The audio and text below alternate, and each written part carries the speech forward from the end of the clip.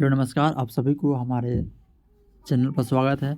इसमें आज हम भारतीय शासन व्यवस्था और इसको राजनीतिक शास्त्र भी बोलेंगे, इससे रिलेटेड क्वेश्चंस करेंगे। तो पहला प्रश्न है आपका यहाँ पे, देखिए ये प्रश्न जो यहाँ पे करा देते हैं, ये प्रश्न नॉट ओनली आपकी यूनिवर्सिटी एग्ज़ाम्स के लिए बट जितने भी कम्पिटिटिव एग्ज़ाम्स है उसके लिए मोस्ट इम्पोर्टेंट है। आप लोग जाके देख सकते हैं यहाँ पे क्वेश्चन बैंक में जो भी प्रीवियस ईयर क्वेश्चन होता है PYQ होते हैं जो कि एग्ज़ाम में पूछे जाते हैं, उससे इसमें से क्वेश्चन बहुत सारे मिल जाएंगे। ओके, देखिए आपको यहाँ पे प्रश्न है, यहाँ पे भारत के संविधान निर्माता, देखिए इतना अच्छा प्रश्न है। मोस्ट इम्पोर्टेंट क्वेश्चन है not only for university exam but also exams of all competitives. Okay, तो यहाँ पे है भारत का, यहाँ पे है ना संविधान निर्माता किसे कहा जाता है, यहाँ पे कहा जाता है चाहे माना जाता है यहाँ पे। तो इसका यहाँ पे राइट आंसर यहाँ पे हो जाएंगे अम्बेडकर जी हो जाएंगे, BR अम्बेडकर जी। अगला प्रश्न है, थोड़ा डबल कर देते हैं। ओके, भारतीय संविधान लागू हुआ था, तो इसका यहाँ पे जो राइट आंसर हो जाएंगे हमारे जो भारतीय संविधान है यह लागू हुआ था यहाँ पे 26 जनवरी 1950 को लागू हुआ था और बन गया था यहाँ पे 26 नवंबर को, याद रखिएगा 26 नवंबर को ही बन गया था। और 1949 26 नवंबर 1949 को बन गया था बट लागू नहीं हो पाया था। लागू किया गया, मतलब लागू कुछ रूल जो हैं, कुछ जो आर्टिकल्स हैं लागू किया गया 26 नवंबर से ही, और जो भी बचे हैं उसको, और बचे जितना भी आर्टिकल था ना उनका उपयोग 26 नवंबर से आया। ओके, 26 जनवरी 1950 से पूरा लागू हो गया। अगला है यहाँ पे, भारतीय राजनीतिक व्यवस्था में इनमें से कौन सर्वोच्च है, तो बता दें हमारी संविधान है, संविधान हमारी सबसे सर्वोच्च है। ओके, चलते हैं अब अगले प्रश्न पर। भारत की संसदीय प्रणाली प्रभावित है, तो इसका यहाँ पे राइट आंसर आपका जो हमारी संसदीय प्रणाली है ब्रिटेन से प्रभावित है। ओके, अगला प्रश्न है यहाँ पे, संसदीय शासन प्रणाली सर्वप्रथम किस देश में विकसित हुई, तो इसका यहाँ पे राइट आंसर आपका ब्रिटेन हो जाएगा। अनुच्छेद 370 किसे विशेष दर्जा प्रदान करता है, देखिए अब करता है, नहीं करता था, इसको हटा दिया गया है ना, तो यहाँ पे जम्मू कश्मीर को करता था। ओके, जिसको हटा दिया गया था, यहाँ पे हटा दिया गया है, हटा दिया गया था नहीं। अगला प्रश्न है आपका यहाँ पे, नीति आयोग भारत के संविधान के किस अनुच्छेद के तहत संगठित किया गया है, देखिए यह कितना मोस्ट इम्पोर्टेंट प्रश्न है। कितना कोई कहेगा सॉरी ख हो जाएगा, कितना कोई ए कहेगा, बट बता दें आपका नीति आयोग संवैधानिक मतलब बॉडी नहीं है, इसलिए इसका राइट आंसर क्या है, इनमें से कोई नहीं होगा। इसका मतलब जो जिक्र है संविधान में कहीं भी नहीं किया गया है। ओके, ये आपकी स्टैट्यूटरी बॉडी है, इसको आपको याद रख के चलना है। यह प्रश्न आपको कॉम्पिटिटिव एग्जाम में दरोगा वाला जो बिहार दरोगा होता है उसमें पूछा गया है। नॉट ओनली बिहार दरोगा, आपको ये एग्ज़ाम है UPSC वाला जो एग्ज़ाम होता है, आप जाके देख सकते हैं UPSC के प्रीवियस ईयर प्रश्न पूछ दिया गया है। ओके, उसमें पूछा था योजना आयोग था ना, योजना आयोग के बारे में पूछा गया है कि कितना आर्टिकल में मेंशन किया गया है, तो बता दें योजना आयोग को है ना रिप्लेस किया गया नीति आयोग के द्वारा। ओके, और इसका संविधान में मेंशन नहीं है। अगला आपका यहाँ पे है, प्रथम वसाई राज्य किसे बनाया गया था, तो इसका यहाँ पे जो राइट आंसर हो जाएंगे आपका आंध्रा हो जाएंगे, यहाँ पे आंध्र प्रदेश। अगला प्रश्न है आपका, राज्य पुनर्गठन आयोग का गठन किस वर्ष किया गया था, तो इसका यहाँ पे राइट आंसर आपका 1953 यहाँ पे हो जाएंगे, तो 1953 हो जाएंगे। अगला प्रश्न है, कौन मूल अधिकारों के अंतर्गत नहीं आता है, तो स्वतंत्रता का अधिकार भी आता है, समानता का अधिकार भी होता है और शोषण के विरुद्ध अधिकार भी आता है। बट आपका संपत्ति का अधिकार पहले आता था, बट इसको अब आर्टिकल 300 में भेज दिया गया है, इसको आर्टिकल 300 के ए में भेज दिया गया। ओके, पहले आता था आर्टिकल 31 में, बट इसको हटा दिया गया है। संपत्ति का अधिकार एक, देखिए मौलिक अधिकार नहीं है आपका यहाँ पे, ये आपको याद रखना, ये आपका कानूनी अधिकार हो गया है। ओके, निम्नलिखित में से कौन सा मौलिक अधिकार नहीं है, तो यहाँ पे इसका जो राइट, देखिए पहले इसको पढ़ना होगा, तो यहाँ पे भी राइट आंसर आपका संपत्ति का ही अधिकार हो जाएगा क्योंकि दिया गया है यहाँ पे स्पष्ट। अगला यहाँ पे है, मत देने का अधिकार होता है, देखिए मत देने का जो अधिकार है, एक नागरिक का अधिकार है, ओके ना। तो यहाँ पे एक नागरिक का अधिकार मान सकते हैं इसको। अगला है संसद में शामिल है, तो संसद में आपका लोकसभा भी होता है और राज्यसभा भी होता है और राष्ट्रपति जी भी होते हैं। तो यहाँ पे लोकसभा, राज्यसभा, राष्ट्रपति जी हो जाएंगे यहाँ पे। ख इसका राइट आंसर हो जाएंगे, इसको आपको याद रखना है। निम्नलिखित में से कौन सा संसद का अनन्य भाग नहीं है? तो बता दें आपको यहाँ पे जो संसद का अनन्य मतलब महत्वपूर्ण जो भाग नहीं है वो आपका यहाँ पे वाइस प्रेसिडेंट हो जाएंगे। यहाँ पे जो उपराष्ट्रपति हो जाएंगे वो नहीं है। भारतीय संसद के कितने अंग हैं? तो इसका यहाँ पे जो राइट आंसर हो जाएंगे आपका 3 गो अंग हो जाएंगे यहाँ पे लोकसभा, राज्यसभा और राष्ट्रपति। एक वर्ष में कम से कम कितनी बार संसद की बैठक होना आवश्यक है? तो देखिए ऐसा मतलब कोई लिमिट नहीं रखा गया, बट बता दे मतलब है ना 6 महीना मतलब मैक्सिमम जो यहाँ पे गैपिंग रखा गया है 2 सेशन के बीच का 6 महीना है, उससे ज़्यादा नहीं हो सकता, ओके। तो इसके अनुसार बता दे जो है ना 2 बार तो होगा ही ना साल भर में, क्योंकि आप लोग मतलब कोई भी है ना मतलब 2 बार मैक्सिमम आप है ना 6 महीना गैप पर आपको कराना ही पड़ेगा। मतलब इसका संसद का जो बैठक होता है 6 महीना पर होना ही है कम से कम, मैक्सिमम टाइम आपका 6 महीना है ड्यूरेशन। अगला आपका यहाँ पे भारत में कार्यपालिका का अध्यक्ष कौन होता है? मतलब एग्जीक्यूटिव का आपका यहाँ पे पूछा है। तो इसका यहाँ पे जो राइट आंसर आपके हो जाएंगे यहाँ पे कार्यपालिका के जो अध्यक्ष आपके राष्ट्रपति जी होते हैं। यहाँ पे संघ की कार्यपालिका शक्ति निहित है, तो बता दें संघ की जो कार्यपालिका शक्ति है राष्ट्रपति में निहित होती है। अगला यहाँ पे भारत के राष्ट्रपति निर्वाचित होने के पात्र बनने के लिए किसी व्यक्ति की आयु कम से कम आपको बता दें 35 वर्ष होनी चाहिए। स्वतंत्र भारत के प्रथम राष्ट्रपति कौन थे? तो बता दें यहाँ पे राजेंद्र प्रसाद जी बने थे। अगला प्रश्न है आपका यहाँ पे वर्तमान समय में राज्यसभा में सदस्यों की प्रभावी संख्या कितनी है? तो 245 है यहाँ, जिसमें बता दें 233 आपका यहाँ पे इलेक्टेड मेंबर, जिसका मतलब चुनाव होता है, और 12 को राष्ट्रपति जी मतलब नॉमिनेट करते हैं, ओके।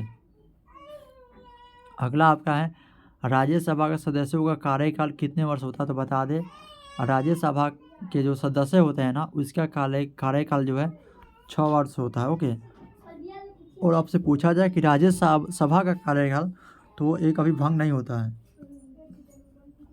चलते हैं अगले प्रश्न पर। अगला आपका प्रश्न है राज्यसभा को भंग करने में कौन सक्षम है? बता दें राज्यसभा या कभी भंग नहीं होता है, ओके। तो इसका यहाँ पे उपयुक्त में से कोई नहीं राइट आंसर, ओके। इस भंग ही नहीं होता है, याद रखना है आपको।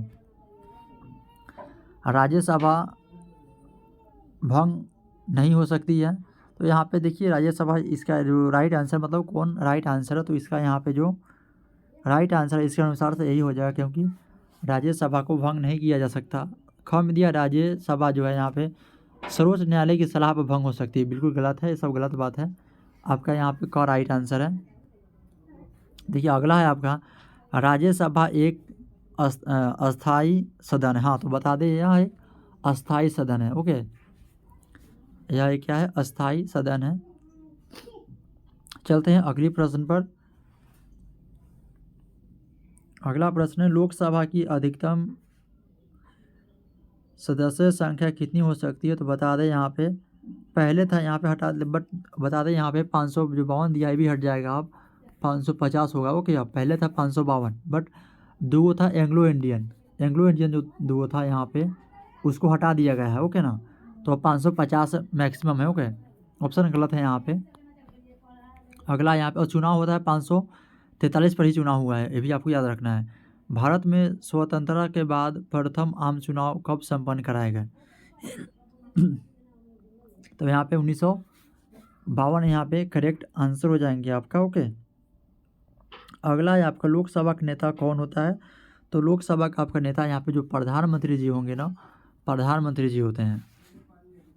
भारत के केंद्रीय मंत्रिपरिषद की बैठक की अध्यक्षता करते हैं।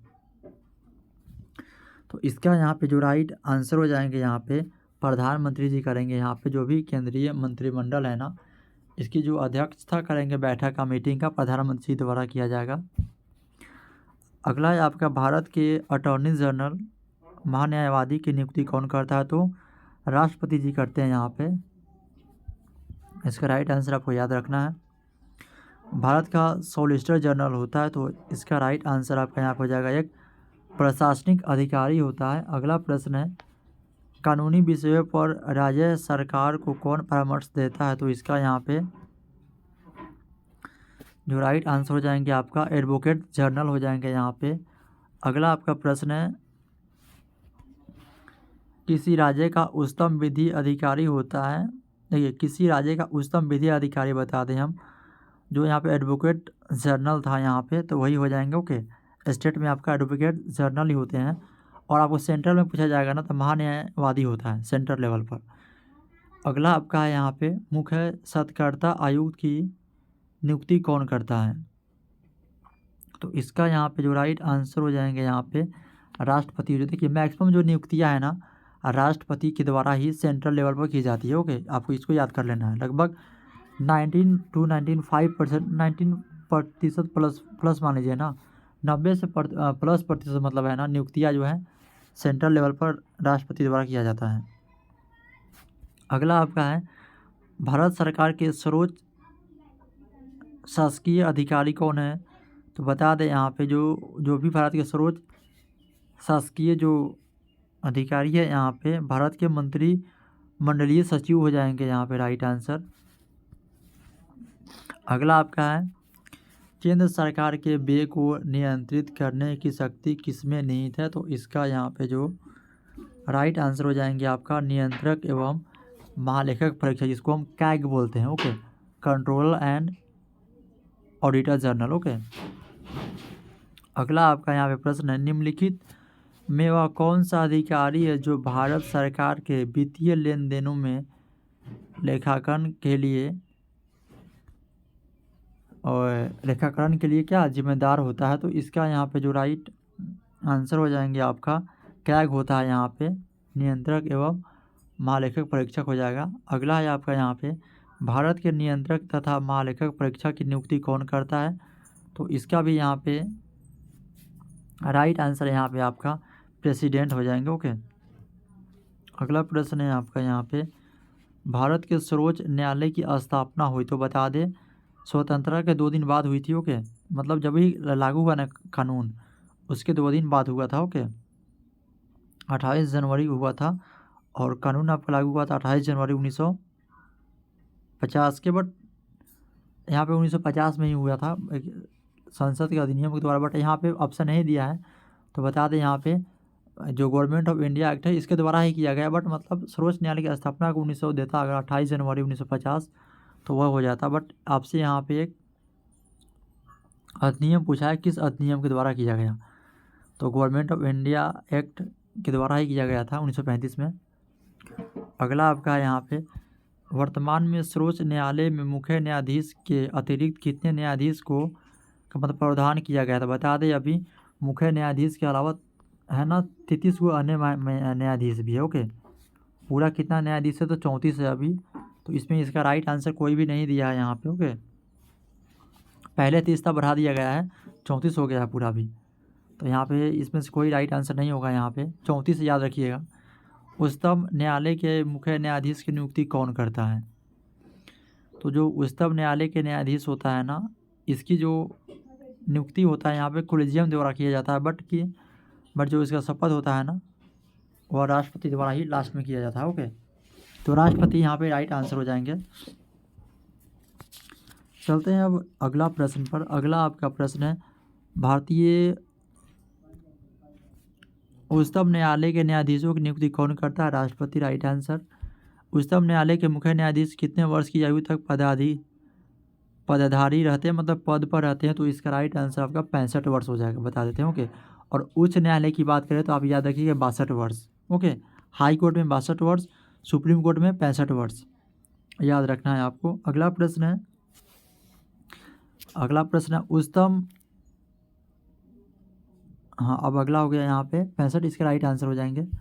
उच्चतम न्यायालय के न्यायाधीशों की सेवानिवृत्ति की आयु है, तो वही यहाँ पे 65 वर्ष है, वही प्रश्न है, इसको घुमा के पूछ लिया गया है आपसे। अगला आपका प्रश्न है न्यायिक पुनरावलोकन, मतलब यहाँ पे जुडिशियल रिव्यू की बात की गई है कि व्यवस्था है, तो बता दें केवल यूएसए में ही नहीं है, भारत में भी है, ओके, और यूएसए में भी है, ये भी आपको याद रखना है। जुडिशियल रिव्यू जो आपका होता है इंडिया में भी होता है और अमेरिका में भी होता है। अगला प्रश्न है आपका राष्ट्रीय मानवाधिकार आयोग के अधिनियम 1993 के अनुसार निम्नलिखित में से कौन इस आयोग का अध्यक्ष बन सकता है, तो इसका यहाँ पे जो राइट आंसर हो जाएंगे आपका केवल भारत के सेवानिवृत्त मुख्य न्यायमूर्ति, मतलब रिटायर यहाँ पे आपके जो जज होंगे। अगला आपका है सर्वोच्च न्यायालय में न्यायाधीश नियुक्त होने के लिए व्यक्ति को कम से कम कितने वर्ष उच्च न्यायालय का एडवोकेट होना चाहिए, तो इसका राइट आंसर आपका 10 वर्ष हो जाएगा, ओके। अगला प्रश्न है आपका भारत में कुल कितने उच्च न्यायालय हैं, इसका राइट आंसर है यहाँ पे 24 है। पटना उच्च न्यायालय की स्थापना यहाँ पे कब हुई, तो इसका राइट आंसर आपका यहाँ पे 1916 हो जाएगा। उच्च न्यायालय के न्यायाधीशों की नियुक्ति कौन करता है, तो इसका यहाँ पे जो उच्च न्यायालय के जो न्यायाधीश है इसकी जो आपकी नियुक्ति है यहाँ पे राष्ट्रपति के द्वारा की जाती है।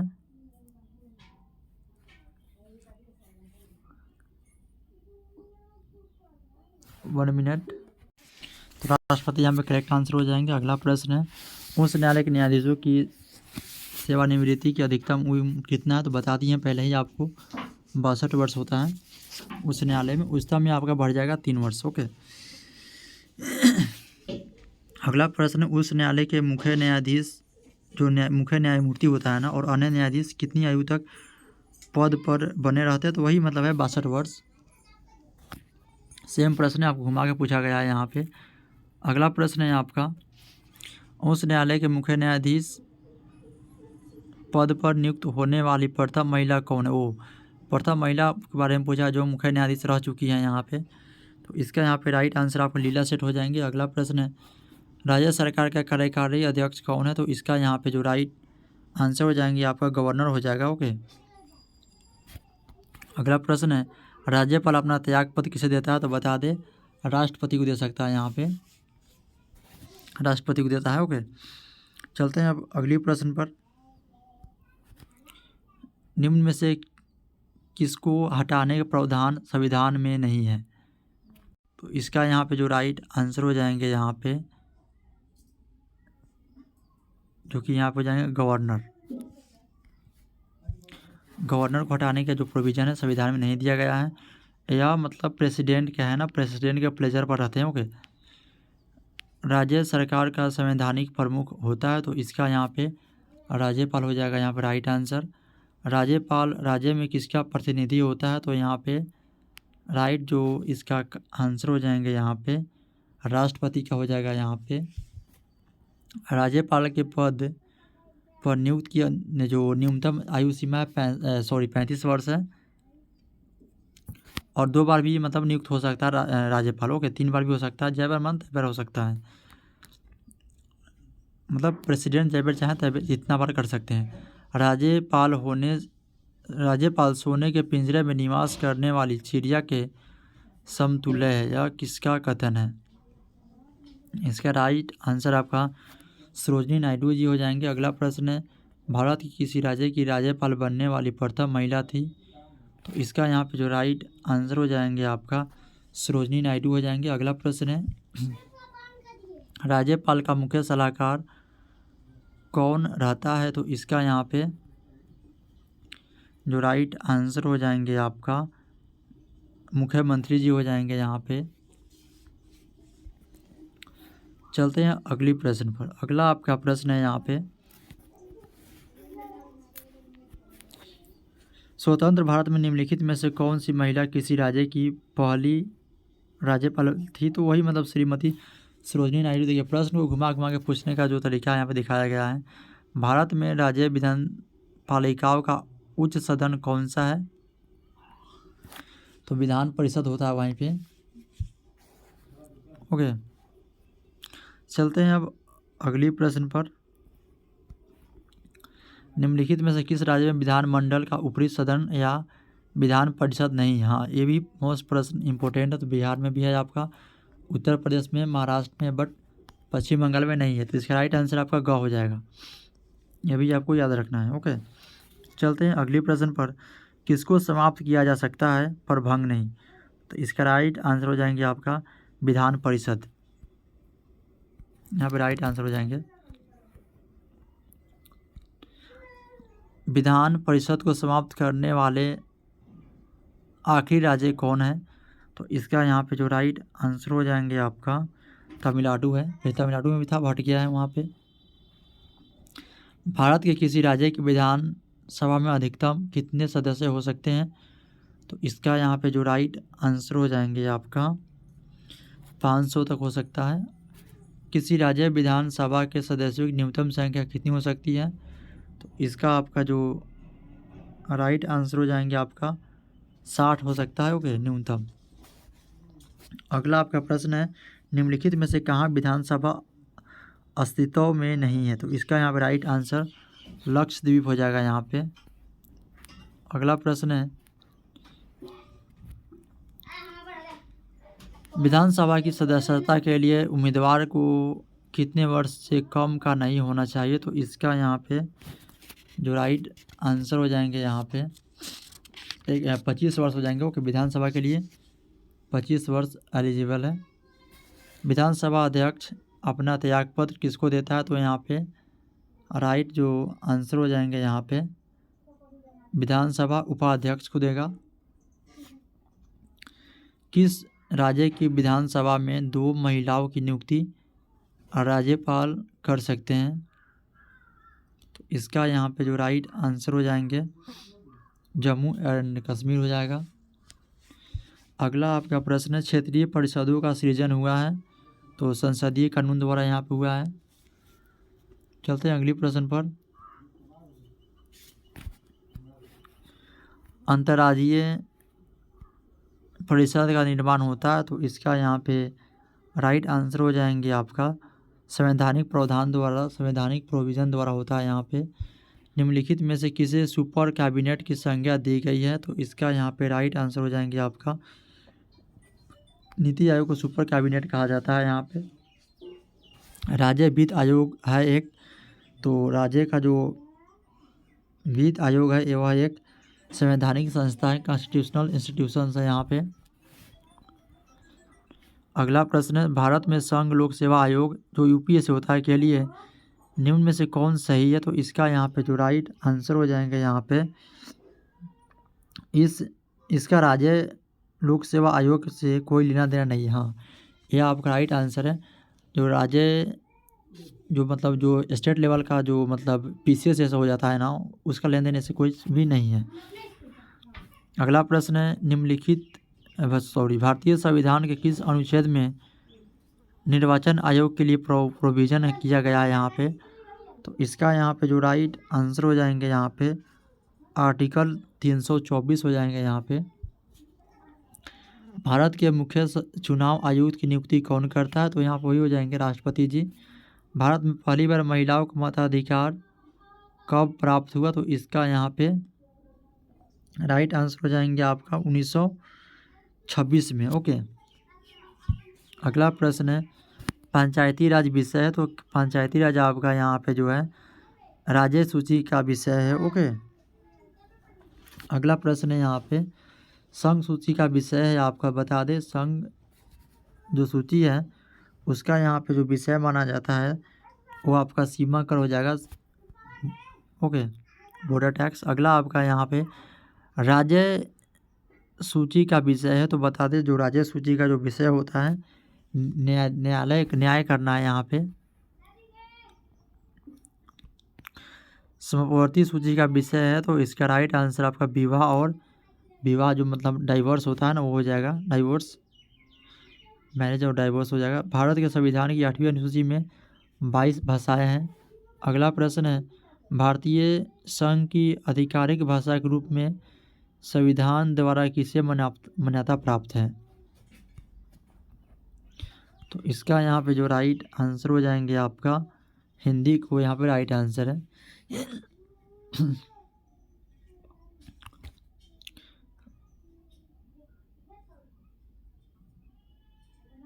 अब चलते हैं अगली प्रश्न पर।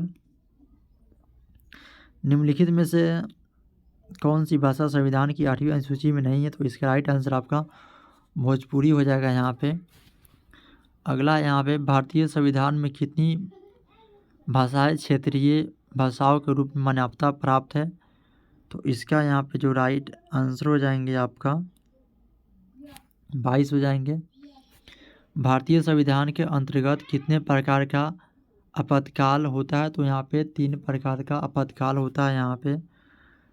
चलते हैं अब अगली प्रश्न पर जो 92 नंबर है। अब 92 नंबर प्रश्न है आपका, संविधान के किस अनुच्छेद के तहत राष्ट्रीय आपातकाल की घोषणा जो उद्घोषणा है राष्ट्रपति द्वारा मतलब राष्ट्रपति करता है? तो आर्टिकल 352 हो जाएंगे।